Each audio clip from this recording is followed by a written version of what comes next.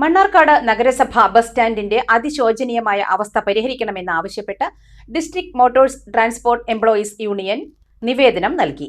ജില്ലാ president advocate Premkumar MLA നേതൃത്വത്തിൽ നഗരസഭയിൽ നേരിട്ടെത്തിയാണ് നിവേദനം നൽകിയത്. കയറ് കെട്ടി തിരിച്ചിരിക്കുകയാണ്. എന്തിനാണ് കയറ് കെട്ടിയെന്ന് മനസ്സിലാവുന്നില്ല. ഒന്നുകിൽ ബസ് സ്റ്റാൻഡിന്റെ നിർമ്മാണം നടക്കണം, അല്ലെങ്കിൽ ഈ കെട്ടിയ കയറ് മാറ്റി ബസ് തിരിക്കാനും അതുവരെ ആളുകൾക്ക് വെയിലും മഴയും കൊള്ളാതെ നിൽക്കാനുള്ള ഒരു ക്രമീകരണവും നഗരസഭയോട് ഏർപ്പാടാക്കണ്ടേ. അതിനൊക്കെ കഴിയാത്ത നഗരസഭയാണോ?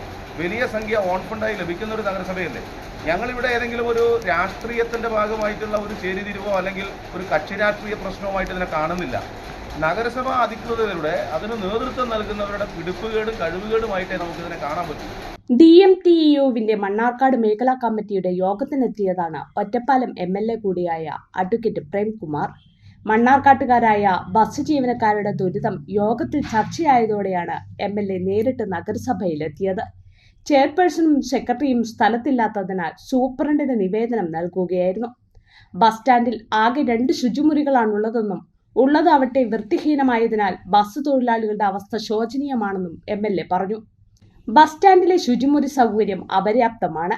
കെട്ടിടം പൊളിച്ച സ്ഥലമെല്ലാം കയറുകെട്ടി തിരിച്ചു. ഇതോടെ ബസ് സ്റ്റാൻഡിനകത്തെ സൗകര്യം പരിമിതമായി. യാത്രക്കാർ പലരും മഴയത്താണ് നിൽക്കുന്നത്. ഇതുമായി ബന്ധപ്പെട്ട നിരവധി പരാതികൾ നഗരസഭയ്ക്ക് നൽകിയെങ്കിലും മുഖവിലക്കെടുക്കുന്നില്ല. കക്ഷി രാഷ്ട്രീയമായി ഇതിനെ കാണുന്നില്ലെന്നും MLA പറഞ്ഞു. ആകെ 2 ശുചിമുറിയുള്ളത്, അത് രണ്ടും വളരെ ശോചനീയമാണ്. അതൊരു പെട്ടി പോലത്തെ 2 ശുചിമുറിയാണ്. ആർക്ക് പോയാലും മനസ്സിലാക്കാൻ പറ്റും. അപ്പോൾ അതിൽ യാത്രക്കാർക്ക് തന്നെ ആ സൗകര്യം അപര്യാപ്തമാണ്. ബസ്സിലെ ജീവനക്കാരെന്ന് പറഞ്ഞാൽ 2 മിനിറ്റ് സമയം, 3 മിനിറ്റ് സമയം, അങ്ങനെ വളരെ ചെറിയ സമയം കിട്ടുന്ന ആളുകളാണ്.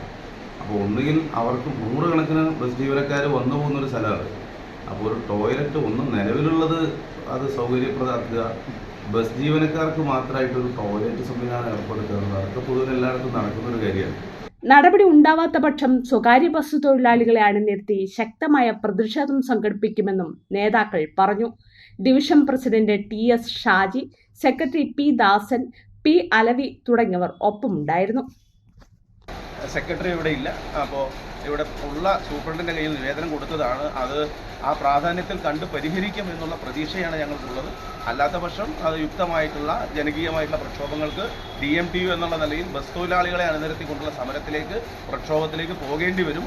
അധികാരികൾ കണ്ണ് തുറക്കുന്നില്ലെങ്കിൽ തുറപ്പിക്കാൻ ആവശ്യമായ നടപടി സ്വീകരിക്കുമെന്ന് സവിനയം ഈ സന്ദർഭത്തിൽ അറിയിക്കുകയാണ്. ഇനി നിങ്ങളുടെ എല്ലാ സാമ്പത്തിക ആവശ്യങ്ങൾക്കും ഒരു വഴിയുണ്ട്. UGS gold loan. നിങ്ങളുടെ ഏത് സാമ്പത്തിക ആവശ്യങ്ങൾക്കും ഒരു വഴിയുണ്ട്. UGS gold loan.